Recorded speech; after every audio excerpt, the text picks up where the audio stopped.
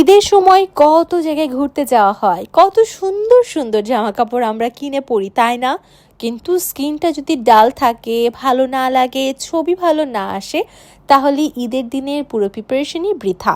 আর আমি জানি না অন্যদেরও এই সমস্যাটা আছে কিনা, বাট আমার এই সমস্যাটা অনেক বেশি। আর তা হলো, যদি ছবি ভালো না আসে তাহলে আমার একেবারে মুড অফ হয়ে যায়, আমার দিনটা মনে হয় যে একেবারে খারাপ কাটবে।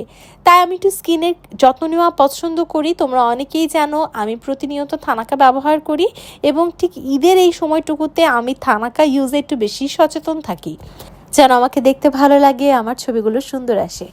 আমি প্রতিদিন শাওয়ারের আগে থানাকা অ্যাপ্লাই করি আমার ফেসে। যেটা অথেন্টিক থানাকা, সেটা যদি অ্যাপ্লাই করো তাহলে বুঝবে যে এটা কতটা ভালো।